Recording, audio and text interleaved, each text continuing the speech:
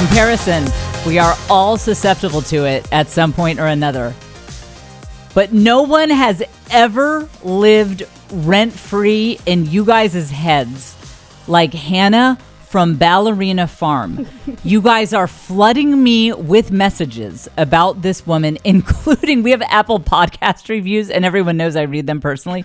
So people are going into the Apple Podcast reviews and being like, Jen, you have to talk about Hannah. Help us. My good friend Haley Stewart, I don't think she would mind me sharing this screenshot. Put that up, Caitlin. For those of you watching on YouTube, JF on YouTube.com. This is really worth seeing. It's Haley Stewart.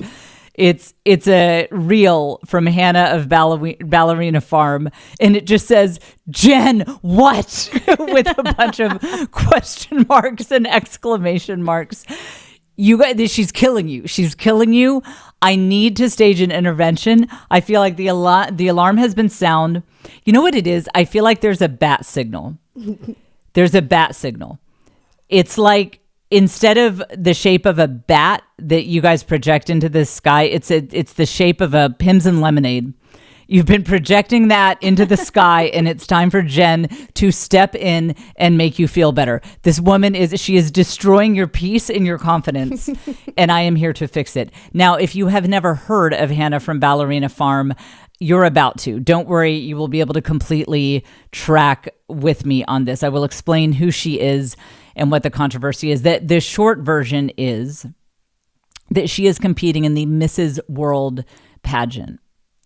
And she is looking hotter than you and I and Caitlin and 10 of our hottest friends all put together ever could. Like if we combined all the hotness, us on our best days with our best makeup at our best weights. She's hotter than all of that put together. And she just had her 8th baby 12 days ago as of this recording. And she's crushing us, and she's so in you guys' head about this, and I will make you feel better. I am here to serve, and the topic will speak to comparison generally. So if you are one of my young single men who are listening, very popular contingent on this podcast, fastest growing demographic listening to this podcast is young single men. Ballerina Farm is probably not super on your radar, but maybe there's someone else. Maybe there's a Bitcoin bro who is 10 years younger than you and just raked in another 3.2 mil on Bitcoin, and he works out, and women are following all over him because like he knows about philosophy and he's funny. You know, maybe that is the guy who's in your head. Maybe it's your brother-in-law or your sister-in-law, whatever. We all have people who live rent-free in our heads and make us want to give up. We want to give up and just not try it anymore because we are losing at such a level, it's time to forfeit the game. I will make you feel better about this. I will also tell you, there is a celebrity who I had not heard of, but I guess some people know of her. She just got some plastic surgery that is, it's devastating. I am not trying to come down hard on her at all. I feel bad for her. She can fix it. I just want to say she can fix it. She can bounce back from this. It's fine. I am not trying to be discouraging towards her at all. I do think that her plastic surgeon should be beaten. I think I'm going to have to form a vigilante justice biker gang to deal with these plastic surgeons who give women terrible advice. And we're going to go back to that Kibby body type idea. I don't think a super high percentage of my listeners do plastic surgery. Great for you if you do. Hey, like email me, you know, I want the scoop, like what works, what doesn't. Like I'm open to all possibilities. But I think you guys you're very natural, you know, people. So this doesn't have to do with plastic surgery per se, but just how you present yourself to the world. So there's that. We'll talk about that. We'll talk about Nate Bargatze posting my stand-up clip. What's funny is I don't even have a take there. So you guys will get to watch me manufacture a take. Just to tell you that Nate Bargatze posted my stand-up comedy clip. it'll be something like, here's how to stay humble in the midst of success and fame. When arguably the hottest comic in the world right now posts you on his main feeds. Like, I don't mean shares your stuff to stories. I mean posts it on main. How do you stay humble? It's difficult.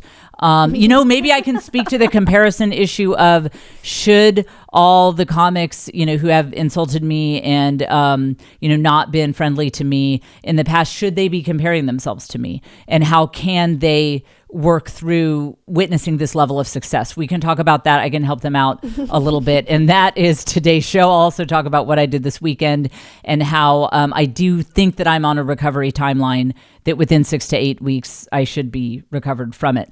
Welcome to the Jen Fulwiler Show. This is the show where you learn the art of the village hustle. That's being a hot girl boss or hot boy boss who knows that love and family and community are the foundations of all true success. I am your host, Jen. I am a best-selling author, stand-up comic, and mom of 6. Yes, I had 6 babies in 8 years. We're on this podcast, we are going to get you out of your insecurity, in your doubt, in your hesitation, in your overthinking, and into your villain era. We publish new episodes every single Wednesday. Our wonderful producer is Caitlin White, and we have a lot of fun on the Patreon. If you want premium content on the Patreon, we do an after party after each episode. That's one level. And then at the higher level, you get that. And then additionally, you get me as your life coach. The Village Hustle Patreon level is me literally being your life coach, sharing all my secrets, being like, this is how it's done. This is just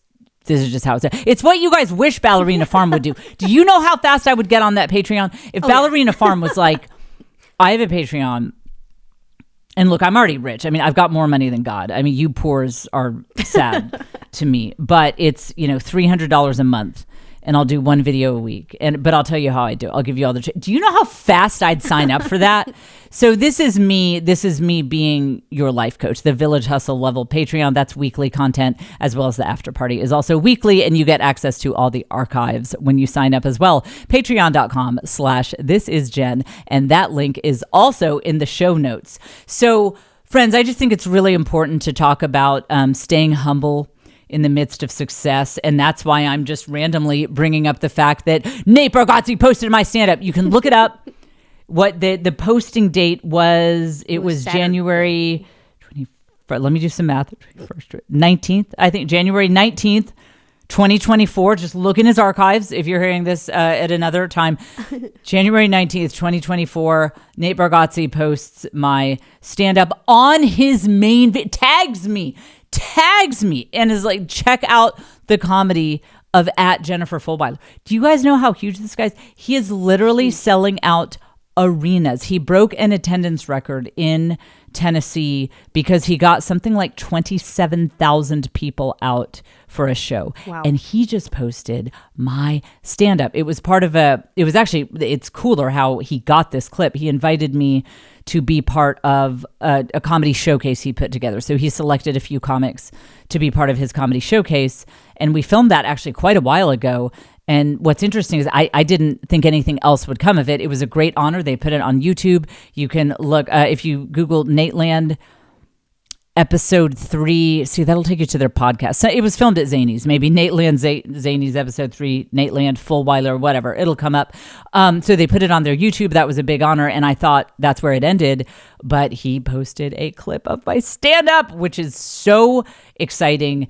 And what's interesting too is I'd been feeling discouraged about a few things. So it just goes to show that's the power of not quitting. Don't give up. Sometimes you get really great windfalls that just kind of come out of the blue, but you don't get them if you quit, which I've been tempted to do many times. But that was really cool. I just wanted to tell you guys that it happened because that was a great accomplishment, and my comedy special got picked up. Virtual high five. That it's really big news. It is. It's not. Look, I'll just tell you right. It's not Netflix. Honestly, though, I'm not just saying this to spin.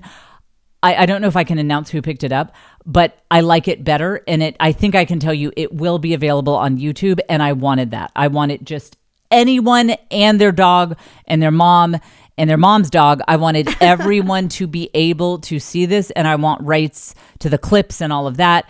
And watch me spin this like I didn't even want Netflix. They're like corporate overlords. I spit on a Netflix special. They're not really that Netflix call me, but you can't just like post whatever clips you want from your own Netflix special, because you kind of sell your soul to them when you get a special. So I have a better deal with a better group of people to work with who I really love, and I should be able to announce that soon. And look forward to my next comedy special coming out at an undisclosed date that I can't tell you, but it will be not too long from now. So I'm honestly thrilled for you guys to see this. I was working on this material for a long time. I told you I would get hard feedback. I'd email my manager about it, and he'd be like, nope, not even close. Nope. And then finally the tide started to turn, and I got other people's feedback as well. I did bar shows. I would go bomb at some dive bar at 11 o'clock p.m. to just work out material, see how people who didn't know me responded to stuff. And I didn't quit. I just didn't quit. I was just relentless, and I kept at it. And now I have 1/100,000th the success of Ballerina Farm. So you can have this too if you just keep trying. It's, we're not even on this topic yet, but so when I first found her, she had 30,000 followers on Instagram, and I had more than she did. And I remember thinking, this gal seems nice. I could mentor her about social media growth. That's what I could just give her some tips. I could be a bit of a mentor to her for how she can be successful like me. Well, she has 8.7 million followers now, and I'm slightly behind her, just trailing a little bit behind. But I think I have a screenshot of Ballerina Farm at like 30,000 followers. So that's just don't quit, and you too can have this kind of incredible level of success. All right, so let us begin with we'll hit the celebrity plastic surgery second. This weekend we did trivia night at the Houston Yacht Club. I am on a path to recovery. I feel like within 6 to 8 weeks, my heart rate should be back to normal. My anxiety level should be within an acceptable range. And I feel like I might be able to overcome the stress that I endured. Oh, you know what, Caitlin? I forgot to send you those clips. I wonder if I can get them to you. Or I could just hold up the mic here. I mean, you have to understand. So this is like, I'll play a little bit of audio. I didn't have it sent to Caitlin, but this is when they're reading some initial results here of scores. Regatta Be Kidding Me got 10. Regatta Be Kidding Me was one of the names. Genius. Think Tank got 11. Think Tanked is the name of that one. Narwhals got 11. Narwhals. So that's our team name, is the Narwhals. Caitlin has been, but Caitlin wasn't here this weekend, but she has been part of the Narwhals at Trivia Night. Caitlin, am I exaggerating when I say that Houston Yacht Club Trivia Night is like Mad Max Thunderdome with less calm and more alcohol? Is that? Oh, that's very accurate. So intense. And what's funny is Joe and I have been trying to get on the same page about, he's like, what do you find so stressful about this event? I'm like, what is not stressful about this event? First of all, I mean, it's Yacht Club people. So they're very type A. These are very type A people. Everyone wants to win. Mm-hmm. There are about 14 different teams. Everyone's out for blood. And it's also something, these are, Yacht Club people. They pride themselves on intelligence and knowledge. And then the losers have to take some horrible shots at the end. Oh, yeah. and I know that it's, etiquette is like, hey, some people might not want to do that. Not at the Yacht Club. You just have to do it. There's the peer pressure is high. And then like the winners of each round have to take shots. I mean, it's because there are 4 rounds. And so the winners of each round have to take shots, and then the losers of each round take worse shots. But the winners get like the good shots. There are 13 questions per round and 4 rounds. And then there's all sorts of revelry and giving away t-shirts and bottles of wine and stuff like that goes on in between. So I invited some of my dear friends from Houston. Shout out to Molly, Stephanie, Amira, Liv Harrison. Some of you guys know she has a public presence. She and her husband Nathan were there, and I think I already said Stephanie. And so these are people who have class, and I care what they think. And it's funny, Molly, who, by the way, Molly listens to this podcast, so I'm sure she'll hear this. She didn't see what was so stressful about it either. She was with Joe. She was like, I don't know, we're just answering questions. Like, I think part of it is that Molly doesn't know Joe, and she doesn't know how competitive he is. And I have a latent competitive streak where, I never played sports or anything like that. I don't think of myself as someone. I don't generally define myself as being super competitive. My general tone is, I just compete with myself. I'm just about being my best self. But then you put me in a competitive situation and I'm like, I'll kill you all. Like, I don't know where it comes from. But I have famously said, Joe and I, at the end of 2001, I will never forget this, December of 2001, we were dating. We played a game of Scrabble that almost ended our relationship. I'm still mad about it. When I think about this game of Scrabble, I'm still mad about it. And I was like his somewhat new girlfriend. We'd only been dating a few months. And I felt like, I forget what it was. I felt like he was not following the spirit of the rules or something. But it was, again, Mad Max Thunderdome. It's like, no, this is a game and I will win. There was no like, oh, I'm going to let my cute girlfriend, maybe have a pass. And I didn't want to pass. I wanted to win fair and square. But I felt like things were not being fair and square. I walked out of his apartment. I didn't speak to him for days. I was like, that our 6 children almost didn't exist because I was like, well, if a man plays Scrabble like that, I just don't know if that's the man for me. We've never played Scrabble since then because both of us are too insane for that. And you can imagine family games too, like our kids get so angry. It's terrible. I mean, board games. I mean, we've had like little board game chips like thrown on the floor as kids walk out screaming. Truly, we're not sane people. So I have a latent competitive streak. And I would say my husband does, but his is not latent. It's very open. And so I knew that it wasn't going to be good if we lost and it was close. That's crushing. It's like the Bills game from this past weekend. I know. RIP. It's so, yeah, we'll cross ourselves. Like, the kicker had to delete his social media. I know. So it's like that, like you can't, if you lose and it's close, it's torturous. So maybe that's why Molly wasn't stressed, because she didn't understand what it would do to my husband's psyche and perhaps my own if we lost by like a little bit or didn't do well. And so Joe had this thing where he and Liv thought it was so funny to yell out wrong answers. Now, the powers that be had already asked them to stop doing that. But Yacht Club Trivia Night rules are no match for the 4 glasses of wine that they had each had. And so they kept doing it. Like if a question wouldn't be this easy, but let's say they were like, what state's capital is, Austin?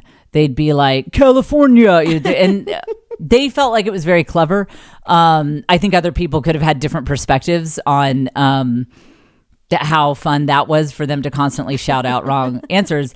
So, friends, the word macrame will forever be a tension point in my marriage, because the trivia night question that came in the 4th round, when we were neck and neck with Think Tanked and Insider Trading. These were 2 other Yacht Club Trivia Night teams. So it was the Narwhals, us, Think Tanked, and Insider Trading. So we were all, it was going to come down to points, 1 or 2 points. and they said this is a type of turning threads into knots for decorative purposes. And Joe, like thinking he's like clever, he's like, macrame. And I'm like, wait, I think it is macrame. Like, shut up. And he's like, it's not macrame. But he had the writing apparatus. He was like Lord of the Pencil and wouldn't give it up. So he wrote down knitting. Now, in our entire group, Liv's husband, Nathan, was the only other man there. It was all women. And knitting is a new thing that I'm into. That's from episode like 188 or something. I was talking about how I started knitting. Like knitting, that's my personality now. I knit. That's a whole thing. And Joe's like, it's knitting. And I said, no, I think it's macrame. And Amira, I forget her backstory, but it's like her grandmother invented macrame or something. Like she has this extensive, she's like, I've macrame, like it's all I do. It's my whole life. And so Amira was like, it's macrame. Molly was like, yeah, it's macrame. Stephanie, it's macrame. And Liv was like, oh, another glass of wine. Like, I love her. She's my favorite person on planet Earth. I say that affectionately.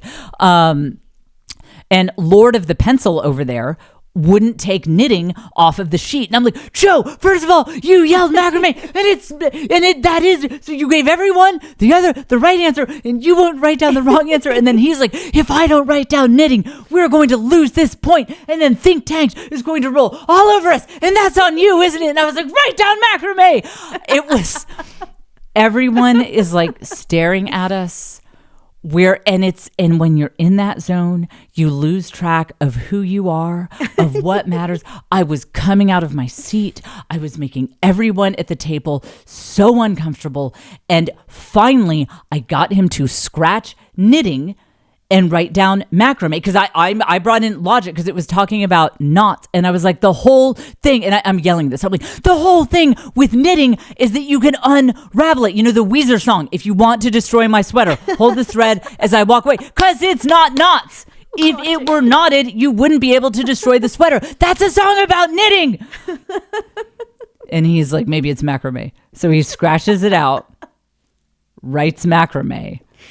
And the narwhals won.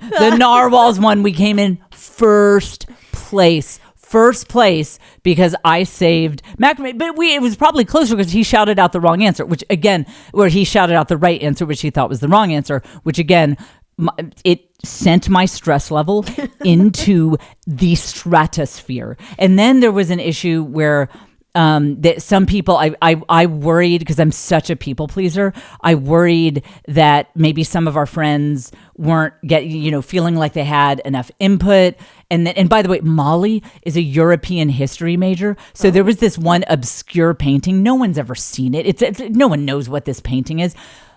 In that whole room of 14 teams, packed with people, they were saying not one other person knew the answer. Not one. But my friend Molly, because I roll with brilliant women, she knew the painting, she knew the name of the person. And then because I had my camera out at one point, not when answers were out. It was in between rounds. I was videoing for social media, as I do.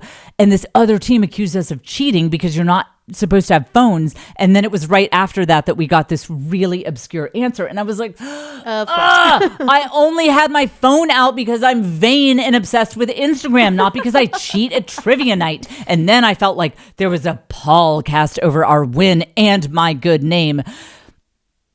I wish I could survey you guys. I wish I could embed surveys into the podcast and survey you guys and ask if that situation would be stressful to you.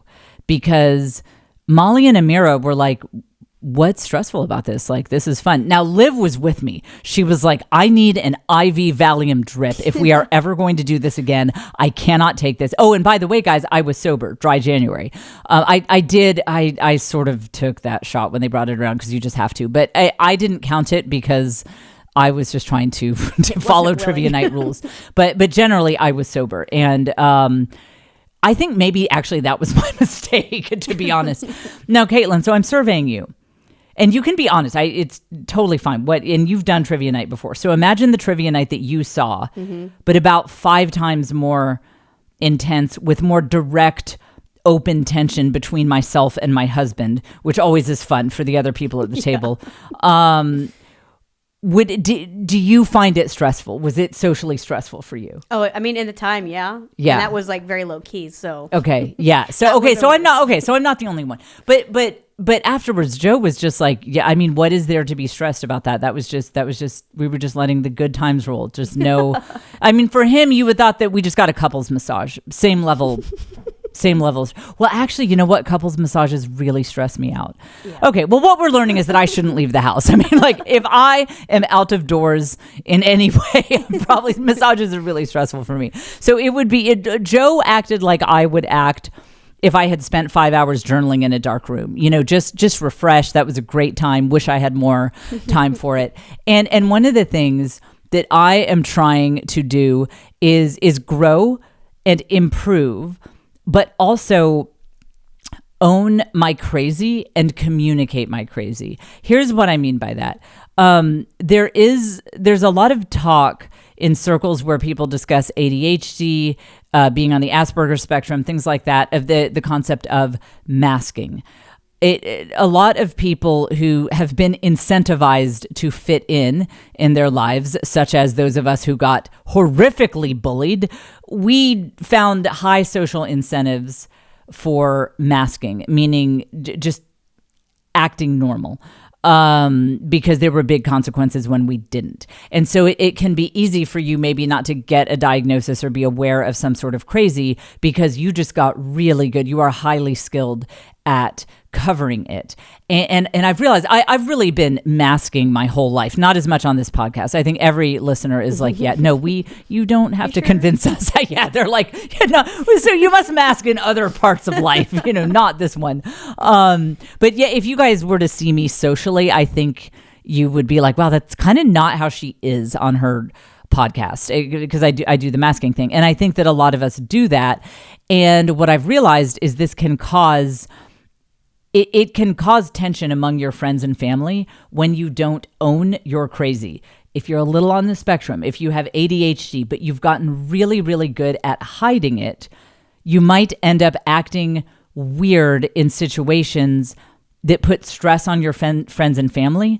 But because they don't know that you're struggling with this issue, there's not a lexicon for processing it. That was kind of a mouthful. What I mean is, if there are situations in life that bother you more than they should, maybe to an embarrassing degree, there could be some diagnosis that you just haven't gotten, but probably actually have. Maybe you have a little ADHD, maybe you have obsessive compulsive disorder, maybe you're a little bit on the Asperger's spectrum, and because you've gotten great at masking it, you don't know that. And when you start being upfront with your friends and family and say, listen, I know that going to dinner with that nice couple should not put my anxiety level at a 10, but it does. And I want to communicate that to you. It doesn't mean I won't go. I will go. I will put on a nice face and I will act like a normal human being. But I need you to know that these situations are really hard for me. And then maybe we can find strategies to work around that. So I've started doing that. And I wish you could see the look on Joe's face when I'm like, trivia night is more difficult for me than prison. I'd rather going to jail for the night would be easier for me. I'd rather try doing an MMA fight because at least there's no people pleasing as part of that. And I understand the social rules. I think that is where my brain melts down with trivia night. It's a combination of I am an extreme people pleaser, so I get very stressed out if I feel like I was worried that maybe Molly and Amira, maybe their answers weren't being heard as much as the people on Joe's side of the table. So stress level at a 10 about that. It's like I feel like the world's going to fall apart if I don't babysit that situation. And then babysitting the emotions of the people yelling at me and accusing me of cheating because I was on Instagram, and then and then resentment of them, and there's that, and then also, are people getting annoyed that Joe keeps shouting the wrong answers or even the right answers that he thinks are the wrong answers. That combination of things caused me a high amount of stress, and in the past I wouldn't have mentioned it. I would have just been sullen and weird after the event, and then there would have been tension in my marriage that nobody knew why it was there. But because I am learning to own my crazy and be more upfront about it, Joe and I were able to talk about it. And I do wish you could have seen the look on his face where he's just like, wow, my wife is different and fragile and we're doing our best here to make this work. I really do think that sometimes my husband looks at me and is like, where is the line between being a little crazy and straight up having special needs? I think that my husband has asked that question because you can't be as socially unskilled as I am and still be in the normal realm of things. The things that stress me out are like kind of insane. I mean, I hide when I see people I know at the grocery store. I don't answer the door when there are knocks because I'm afraid it might be someone I know. Massages really stress me out because I'm such a people pleaser. I worry that I'm not like lying there like a blob in the right way. I mean, it's not it's not normal, So ask yourself if you ever do any masking. If you are not being honest with yourself and others about the level of stress that certain normal activities cause you, and just start to be open about it. And it doesn't mean that you don't do it. Obviously, my husband likes to leave the house and be around people and be outside even. And so even though it causes me a lot of stress, I wouldn't say like, I'm just not going to do that because I need to support his passions just like he supports mine. So it's not to say that you don't do it or you drag your feet or anything like that. It's about just getting it out there so that you can have open and honest communication with the people you love. And then again, if they see you acting a little withdrawn or strange, they won't take it personally. They won't think it's that you don't want to be around them. It's just like, oh, there's a little bit of wind and that is upsetting to me. That then they're like, oh, she's just crazy. So just be more open about that if you think that you've maybe ever done any masking. Okay, before we get to Ballerina Farm and how she's competing in Mrs. World 12 days after giving birth to her 8th baby and looking as hot as like anyone ever has. Let's talk about, what is this gal's name? Erin is her first name. Erin, yeah. Erin Moriarty. I think she's on that show, The Boys. I've never seen it. Okay, put this up. Oh, have you watched it? Yeah, it's not appropriate, but yeah. Oh, okay. Well, we don't recommend it. Upstanding women such as ourselves. Caitlin watched it to make sure she could tell you guys, for you guys not to. Okay, pull up this picture. Erin Moriarty is her name. JF on YouTube.com. Okay, so for those of you who cannot see it on YouTube, on the left, you see this actress. She looks very cute. Girl next door, kind of full cheeks and that youthful, fresh-faced way. Just kind of a soft nose, soft lips, very well-defined face. Just I mean, imagine a very cute, youthful girl next door who just made a plate of cookies and is bringing it over to you. I cannot believe that this is the same person. The woman on the right has this razor sharp nose, super puffed up lips, cheekbones that you could cut diamonds with, just super sharp cheekbones. And I want to be clear, I'm not piling on Erin. I think there's a lot she can do to touch up her look. I'm not trying to be fatalistic, like, she ruined her face or anything. Other people are saying that. I think you can fix it. So I want to be clear. I really have a lot of sympathy for her. It's hard to be a woman in Hollywood. I am not trying to be unkind to her in any way. I think it is we're actually getting to a bigger point that will impact you guys and the way you look. And I think certainly any woman who's considering plastic surgery, but even those of you who would never do plastic surgery, that what I'm about to say will impact just the way you approach your physical appearance generally. That her after picture, would you ever believe that she is 29? Look this up, JF on YouTube.com. Look at this. This is episode 191. The woman on the right, would you ever believe she's 20? She's 29. She's not 30 years old yet. No, she looks older. Yeah, she looks a lot older. And again, she can fix this. We're just talking about the initial reaction. It is wild. Now, here is what I see happening here, and here is where it relates to you. And this is maybe my mission. This is maybe the mission that I'm going to get on in life. I'm going to form a vigilante justice biker gang, and I am going to make sure that plastic surgeons know about women's Kibby body types. You can take that off, Caitlin. We'll bring it back up in a minute. If you are ever going to do anything cosmetically, filler, Botox, or whatever, you have to know your Kibby body type. This guy Kibby, he broke down the way women look from a dramatic, romantic. It takes into account everything from your height to the amount of softness your features have. I mean, imagine Marilyn Monroe versus the great supermodel Iman. Those are two totally different looks. Marilyn Monroe versus Iman. Marilyn Monroe is what Kibby would call a romantic body type. Iman is what Kibby would call a dramatic body type. Knowing your body type will impact the way you dress, the way you do your makeup, and certainly if you ever have any cosmetic treatments, do not let that injector go anywhere near your face until they and you know your Kibby body type. I had this happen to me. So I was, all right, I got filler at one point, and I've done that a few times, but it's so expensive. It's so expensive, and it only lasts like 6 to 8 months. So I don't always do filler. The only place I've ever had it is you can get it around your jawline. From when I've lost weight, there can be some sagging skin. So, by the way, just as an aside, I'll get back on track. Tangent alert. Uh-oh. Tangent. Yep. This is worth it. I went to this discount Botox clinic. There was my first mistake.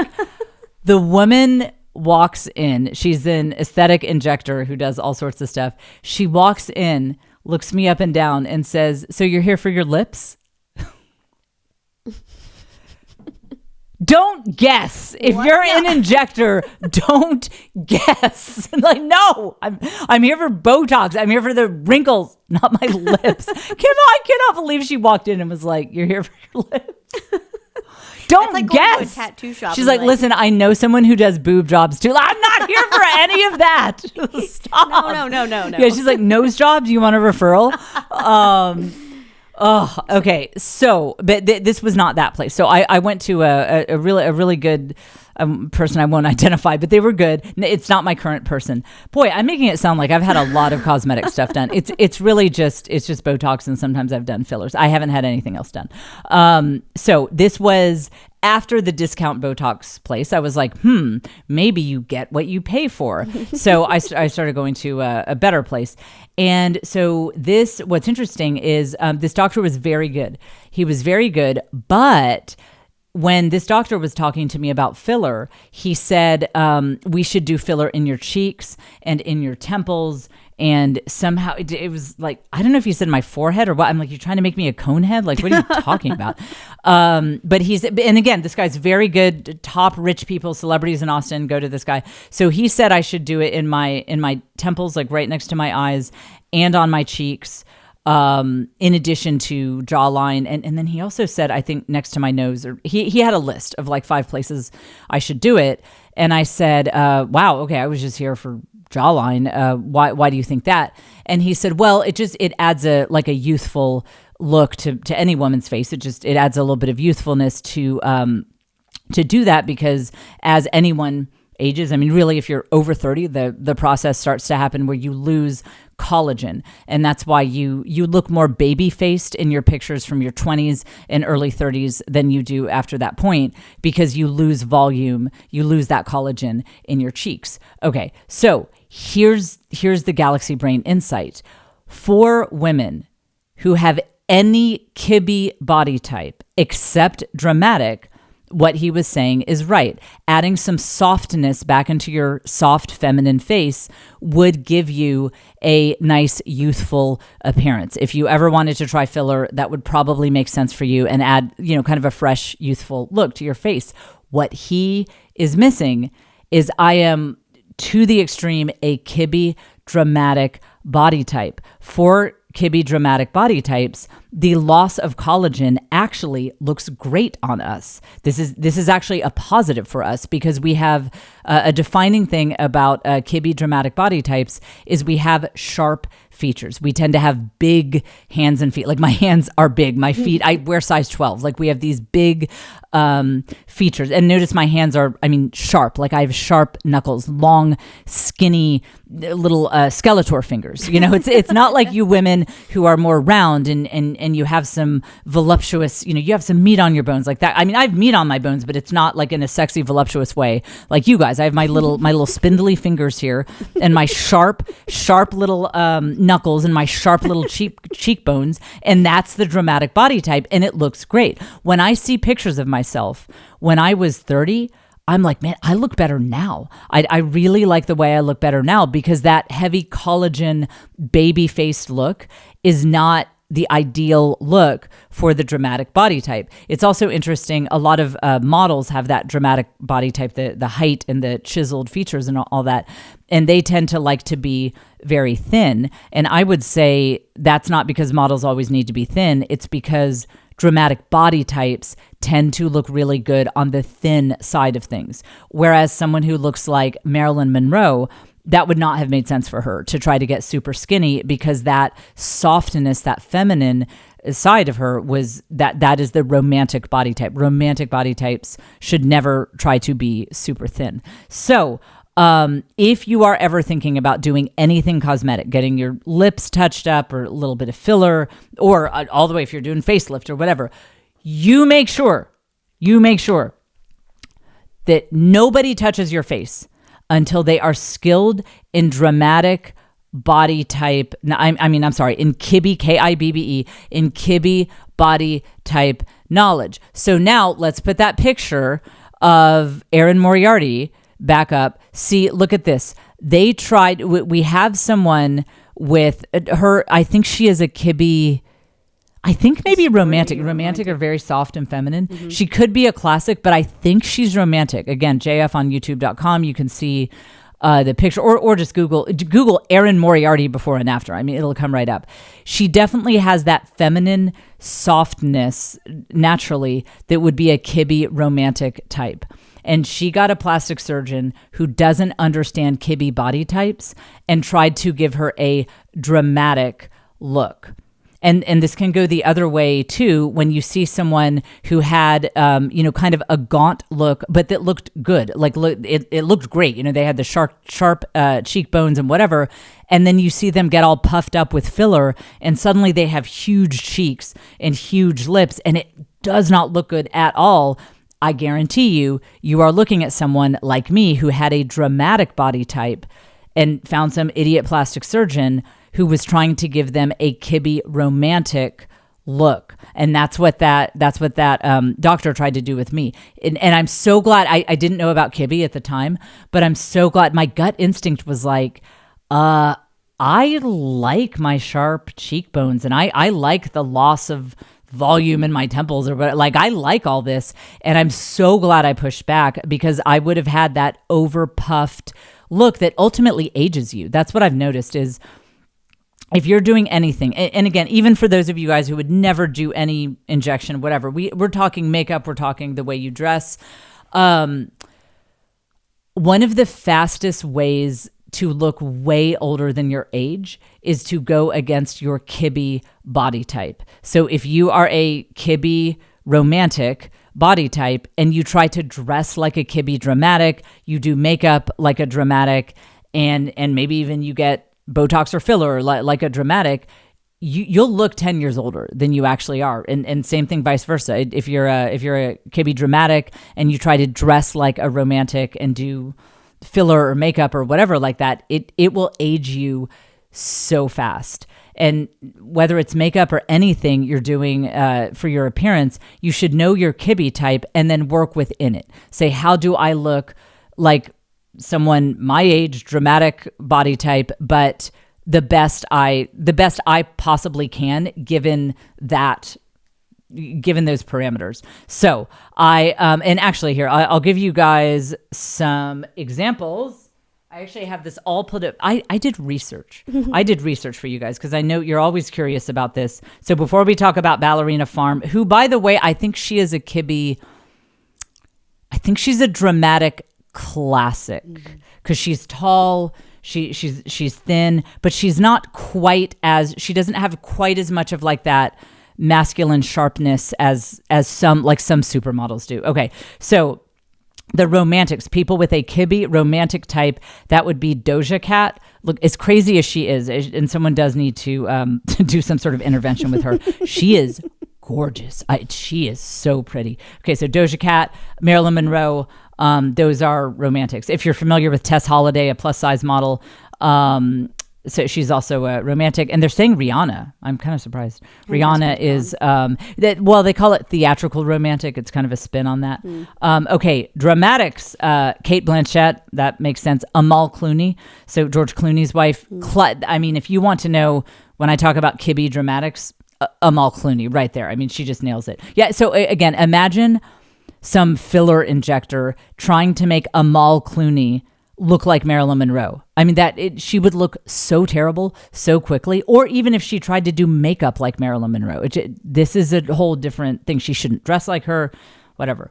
Okay. So, and then, okay, yeah. So soft dramatic is a spin-off of dramatic. I am pretty sure that is what Ballerina Farm is. Oh, another gorgeous rapper, Megan Thee Stallion.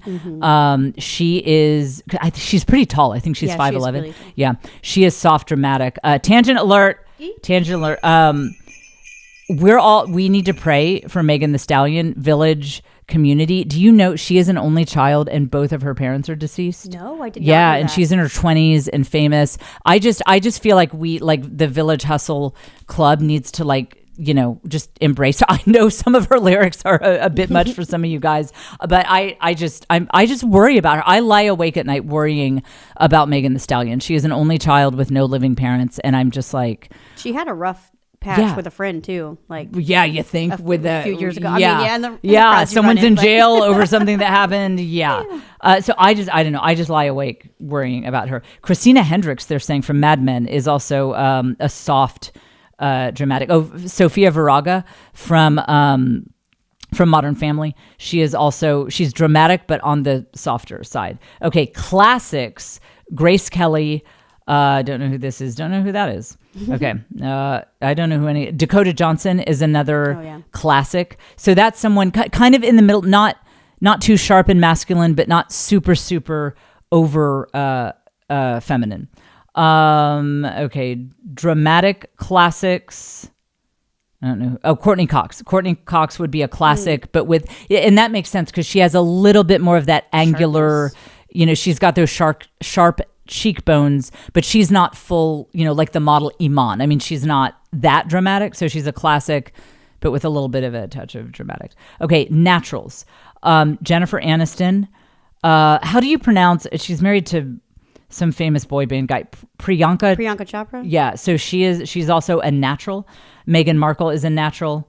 Viola Davis, Sandra Oh, Molly Ringwald, and so these are all naturals.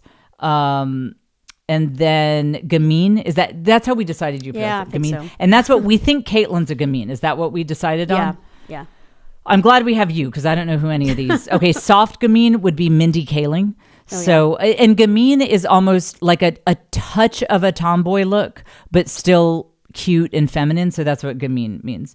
Eartha Kitt, Brenda Song from the kids' TV shows. Yeah, that's sounding right for you. Octavia Spencer, also Gamine. Audrey Hepburn. You've got the Audrey Hepburn look for sure. So that should help you guys figure out kind of where you are. Do not do your makeup. Do not get dressed. I mean, walk around naked or in your robe if you have to. Do not put on jewelry.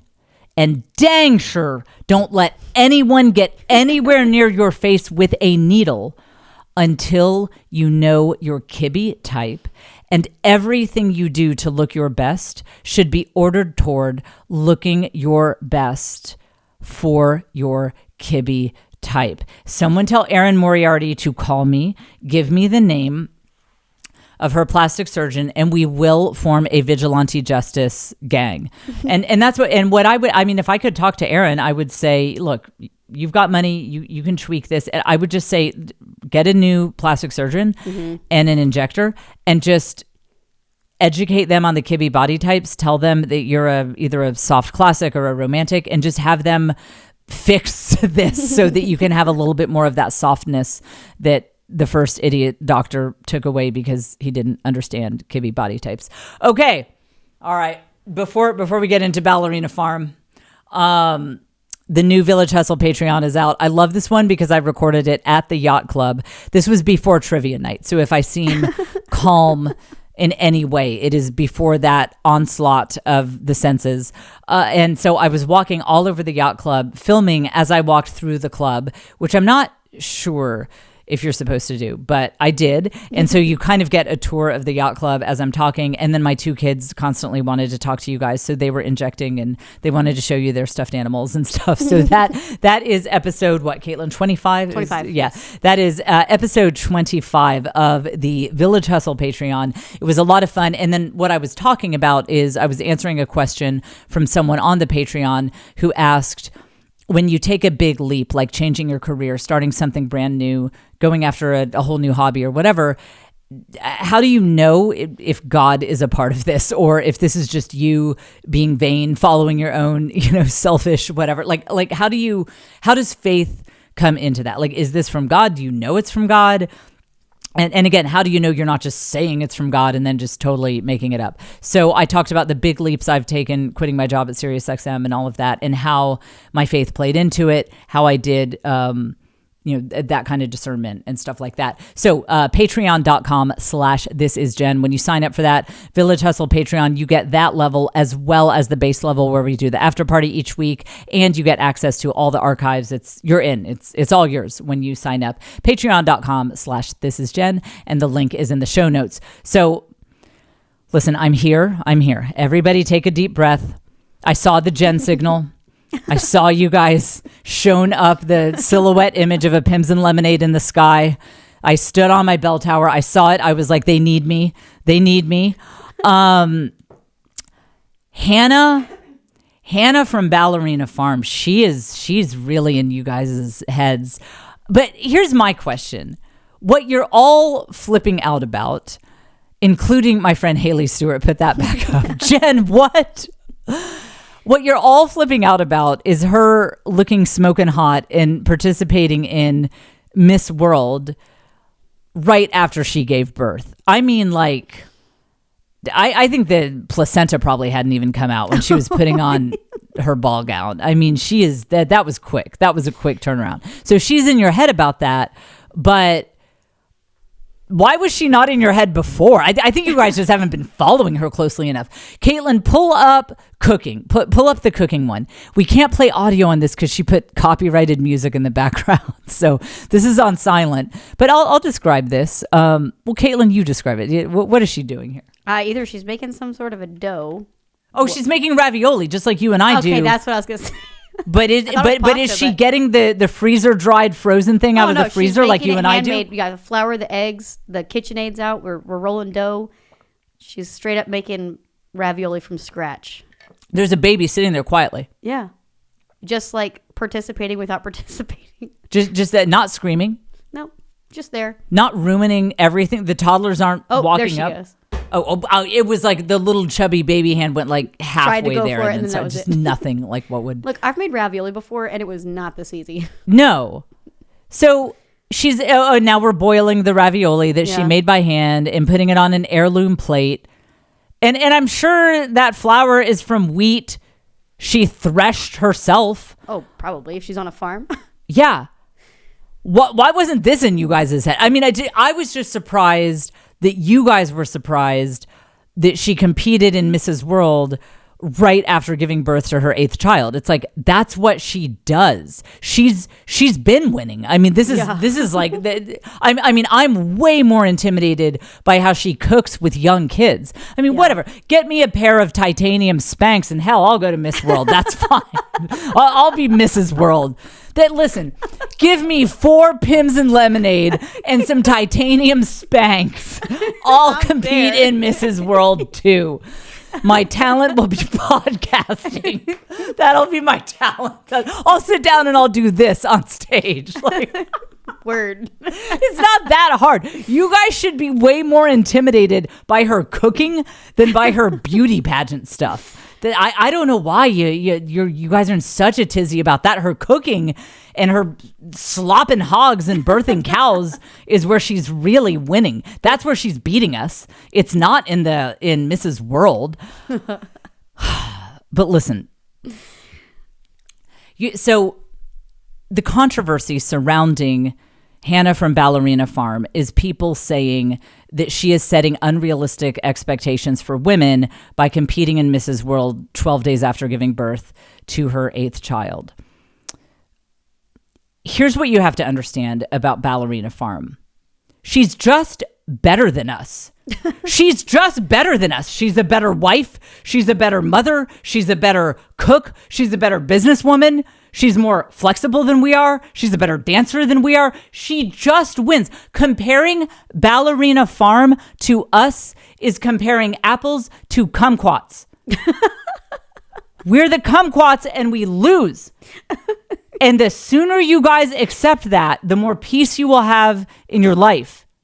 She's better. She's winning on every level, and she's not setting unrealistic expectations. I think she's actually holding back. I think she's actually better than us than you even realize she is, because she doesn't only make tons of money that she earns. I mean, through her own hard work and business acumen, she made more money this month than you will make in 5 years and then I will make in 10 years. Like, all through her own work. But her husband's father is the CEO of JetBlue. So she also has generational wealth to fall back on.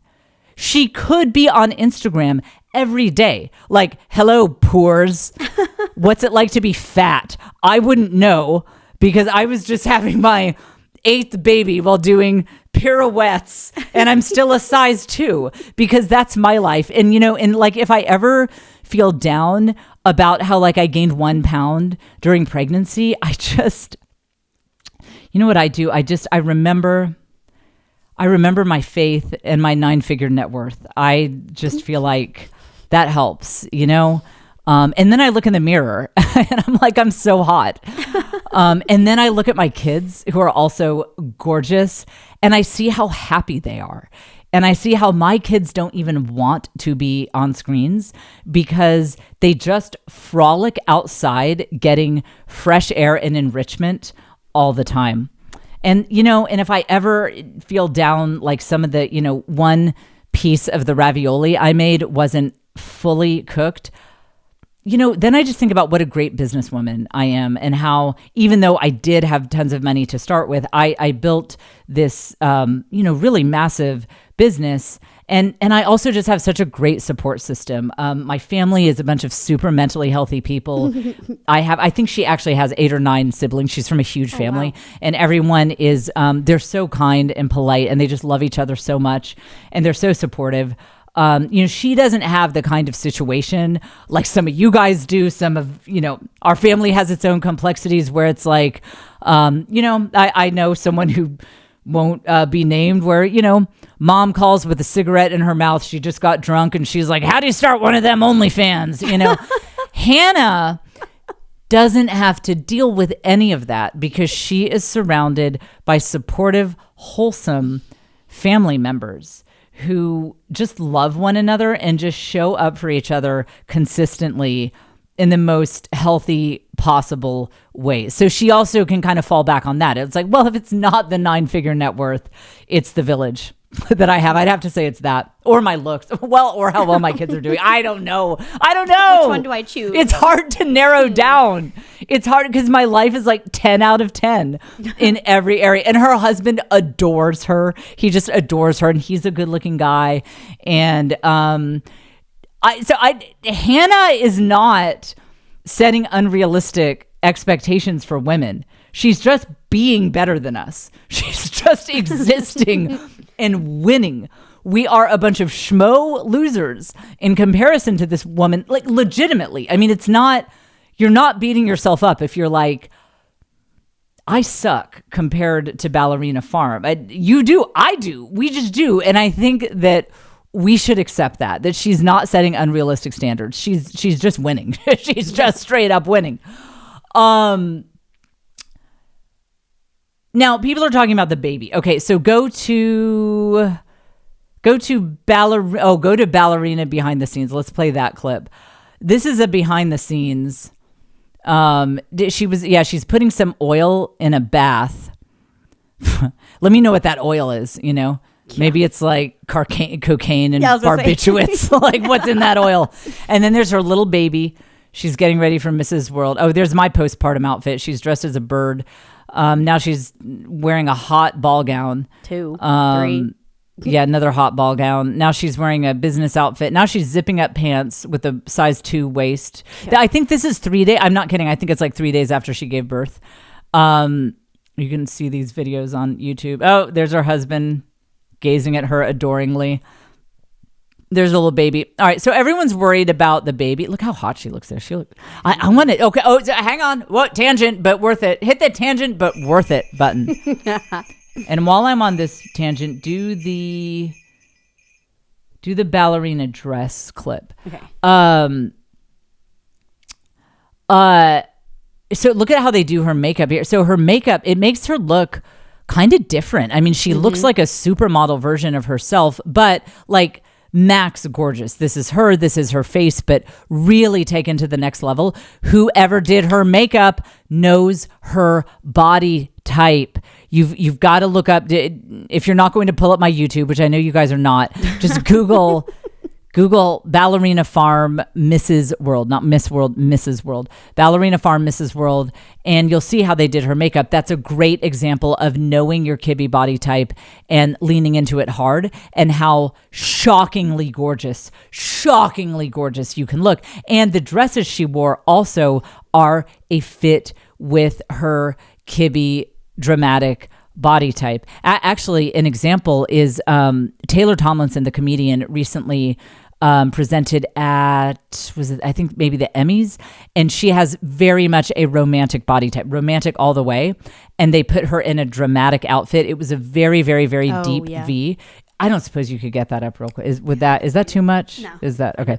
Caitlin will look for it. And I want to emphasize, Taylor looked drop dead gorgeous. This is also an example of you can still look gorgeous if you dress outside of your body type. But I do think that I wish that Taylor's stylist knew about do Taylor Tomlinson Emmys. I think that will come up. I do wish that her stylist, the one with her and Stephen Colbert. I wish her stylist knew about the Kibby body types, because Taylor is a romantic. So you'll see if we can get this up on YouTube, or just Google Taylor Tomlinson Emmys. I want to emphasize again, she looked drop dead gorgeous. She's just so gorgeous. She can do whatever she wants. You made it pop up here, yeah? Yeah. But I think that, like, imagine her in something more like what Marilyn Monroe or someone with a little bit more of a romantic look would wear. I think it would have suited her a little better. This is a dress for someone with a dramatic body type, which I don't think Taylor has. And as hot as she looks, I think it would have even been next level if they had put her in something that is tailored, that's tailored more towards the dramatics, or maybe even that Sofia Vergara. I think we decided she was a soft classic or something. Mm-hmm. Like, imagine Taylor wearing something that Sofia Vergara, Marilyn Monroe, something like that would wear. I just think it would have been Next level. Okay, that's good on that. So Hannah, God loves Hannah more than he loves you and myself. So of course Hannah's stylist knows about the Kibby body types. And in fact, play the dress, the one that's dress. Yeah. Yeah. When you look at these dresses that she's wearing to Mrs. World, they know her Kibby type. And so for those of you wondering, how can someone look that good 12 days postpartum in a ball gown? The answer is God loves her more than he loves the rest of us. But the second answer is she's just naturally thin on a level that you and I can never relate to. But the third answer is her stylist knew her Kibby type. Her stylist knew her Kibby type. And that's how you can really nail it. If they had put her in a gamine dress or a romantic dress, it would have shown off the wrong things and she wouldn't have looked nearly as good in it. So people are worried about the baby. I don't worry about the baby, guys. She has an incredible village. She has a gazillion siblings. Her mom is super involved in her life. And see, that's the thing. When you have a village as a woman, it gives you a little more leeway to just kind of push some limits that moms might not normally push because your village is there to pick up the slack. People saying, how could Hannah from Ballerina Farm compete in Mrs. World 12 days after giving birth? Because she has a village. If she were isolated like a lot of us, she probably couldn't have done that. Yeah. But she has a ton of siblings. She has a mom who lives near her and is really involved. And all of these women in her life are coming together to help make this happen. Behind every extraordinary mom is a village. That's why I'm not worried about like her baby. What about the baby? The baby's fine. She's got tons of sisters and women to help out. Like you can pump breast milk. Like I'm not worried about that angle of it at all. I think what we're doing is we're kind of projecting our own sad, isolated lives onto her. Yes, for you or for me, we'd die if we tried to do that because we don't have 6 sisters coming over to change the baby's diaper and be like, hey, can I make you some nutritious food so you can fit into that dress? And, oh, your mom's here. And like, she's, you pump some breast milk and mom's holding the baby and you totally trust her. And you have, your other kids who can help out. Like, we didn't have any of that. Mm-hmm. So yeah, that might not have made sense for you and I to do it, but we don't have the village that Hannah has. All things are possible when God loves you more than everyone else and you have a village. That's all it takes. Look, listen. Hannah from Ballerina Farm is a beautiful example that if you have trust in God and a village and a 9-figure net worth, you can do anything. You can do, the sky's the limit. Nothing can stop you. You can girl boss your way all the way to the top. And that's just, all you need is $100 million in the love of God. And that's, you too could be doing all that. You know what's sad though is like, look, Joe's dad could have been CEO of JetBlue. And I mean, I would just be like an alcoholic. I mean, I would have been like a wasteoid. I'd have no job. And, I would just be like, I'd spend all my money on, Botox and filler. And I drink a lot. I mean, it wouldn't. So I'm dead serious when I say I couldn't do what she's doing with all the money in the world. Like, and she is legitimately out there slopping hogs, putting her hand all up in a cow who's given birth. And you're right. I mean, she's living it. She's doing way more than I would do. I would live in a penthouse on 5th Avenue, and then I'd have a second penthouse downstairs just for my staff. It would be like Downton Abbey, but on 5th Avenue. And I wouldn't be doing any of that. I would not mess around with any filthy animals. I would not live in the middle of nowhere. None of that would be happening. So kudos to her. I mean, yeah, I think that there are some people on social media, maybe even most of them, who are kind of lying about who they are. Should I name names? There are people on social media who are lying.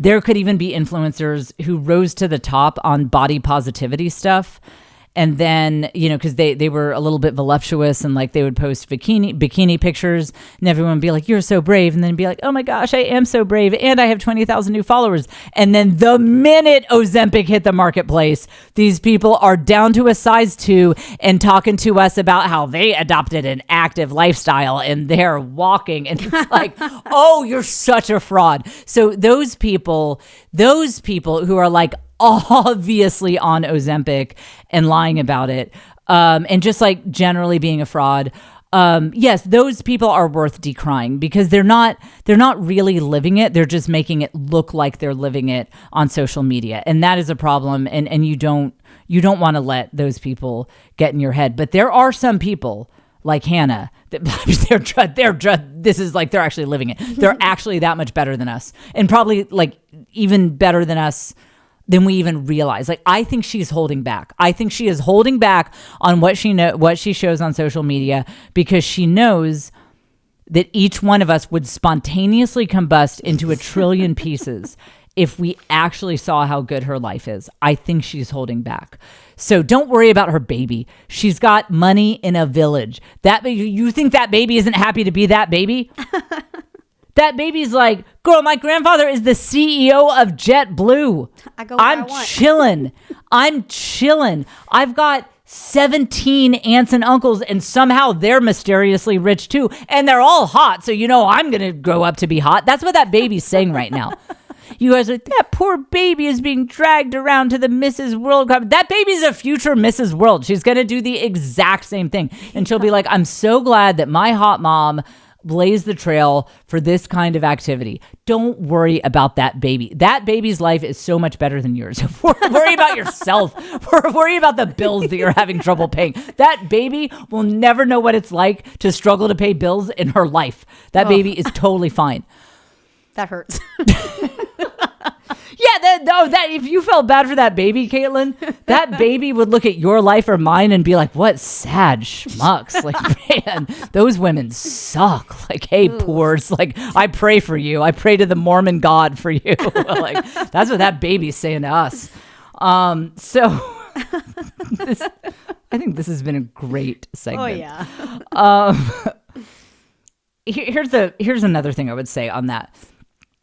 You really have to trust your own body. And here's what I mean by that. Hannah is no doubt an ambitious woman. I share this with her. She is clearly someone who likes to achieve, likes to face challenges and overcome them. And I get that. So when I had my first child, all of these people, the midwives, the doulas, the lactation consultants, all of these people were just mother henning me to death about rest. Oh, you have to rest. You have to rest. You have to rest. And I really didn't want to. I am a like, how about if I win? How about that? Like, I want to win, not rest.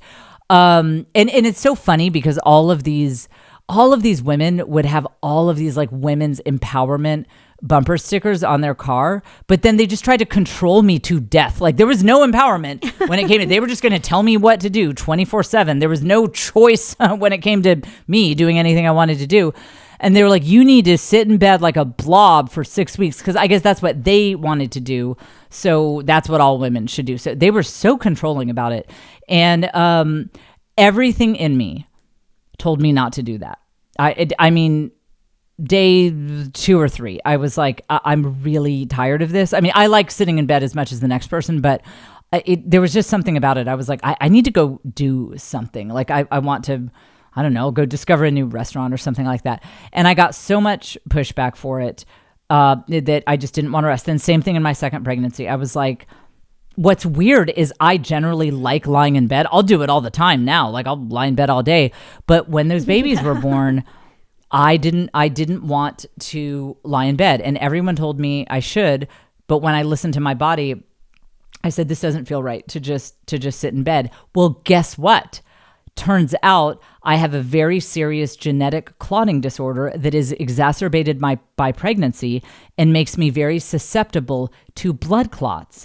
If I had listened to the midwives and the lactation consultants and the friends and all of these women trying to control me and force me to stay in bed all day, I could have died. I could have literally died of a blood clot because motion is very important for keeping your blood flowing. And once I got diagnosed with the clotting disorder, then of course the advice was like, get up. They wouldn't even let me sit in bed in the hospital. They had me walking the halls like constantly, even when I was on blood thinners, because this disorder is so serious. So I was right and everybody was wrong, is the moral of that story. But really, I am so glad that I listened to my gut instinct. My gut instinct told me not to lie in bed after I had my babies. I did not even know that I had a very serious blood clotting disorder, but my body did, and it was sending me signals like, get up, get up, get up. You want a blood clot in your lung or brains? No, get up. And I am so glad that I ignored everyone else and I listened to what my body was telling me to do. And I got up and I moved around. I literally could have died if I had taken the standard advice to just lie in bed and do nothing after you have a baby. So that is another reason why I am very hesitant to tell other women how they should be acting postpartum, because it could have killed me to take the standard advice and do the standard thing. And so maybe it's the same thing with Hannah. Maybe she has a disorder where not looking hot for 5 seconds would kill her. She could have that disorder. We don't know. And so maybe her body is telling her, like, put on a sexy dress and dance on a stage. And I just think that we need to respect what women want to do postpartum, because maybe there is some deep disorder that like is cured when she wears sequins. And this woman is just like, it could be saving her life up with her baton on the Mrs. World stage. We don't know. We can't judge. So that is why that's why I always bristle when people are like, she shouldn't be doing that postpartum. Well, I heard that, and that was not the advice that I needed. So I'm just like, look, that baby has had more blessings in the first 12 days of her life than you and I will know in the next 12 years. So the baby is totally fine. Don't need to worry about the baby. Hannah is totally fine. And we all just need to make peace with the fact that we suck. Like we suck. Like we suffered. We're never going to be Hannah. She's better than us, but that's okay. And I will say, this sounds like I'm blowing this off, but it sounds like this is a platitude, but this is honestly true. When you are grateful for what you do have and realize that what you do have is probably right for you, you can get over these feelings of inferiority. Because you know what's funny is, as much as I talk about a village and I wish I had one, and I wish everyone in my family weren't dead and I wasn't the last of the line for this entire line of my family, I do wish that weren't true. But let's face it, if I had 7 siblings, they'd be on my nerves all the time. So even when you feel bereft, even when you feel like you want Hannah's life, you're like, Caitlin's probably like what I was thinking, like, could I just have a little bit of her money? Like, I don't need a 9-figure net worth. How about 8? Could we go for 8? Could we go for 7? I know some of you guys, 6-figure. I'll go with that. I was gonna say, I think some of my listeners are having the kind of months where they're like, Jen, I would take a 4-figure net worth at this point. Things are pretty bad. But I do think that, you know, my husband, having gone to the schools he went to, we know a lot of rich people, like really rich people. I mean, I was just at trivia night at the Yacht Club. I rub elbows with some rich people. And I will say, you just don't want other people's lives. You want your life. I'm dead serious about that. Like, you don't want Hannah's life. You want your life. You definitely don't want my life. You don't want, with all the crazy, the undiagnosed mental illnesses. Like, I can't get a massage without getting stressed out. You want your life. You really do. And when you settle into that and you're like, hey, this life of mine is a dumpster fire, but it's my dumpster fire, it actually ushers you into a new era of peace and freedom that is honestly like really helpful. So just remember that, you know, it's a dumpster fire, but it's your dumpster fire. And on that note, that is it for this fine fine episode of this podcast, get on the Patreon, patreon.com/thisisjen. Obviously, you can find Hannah. She's Ballerina Farm on all social media. I am Jennifer Fulwiler on Instagram. That is my handle. Go leave a comment on what Nate Bargatze posted. Go look him up. And I will be back with you next week here on the Jen Fulwiler Show.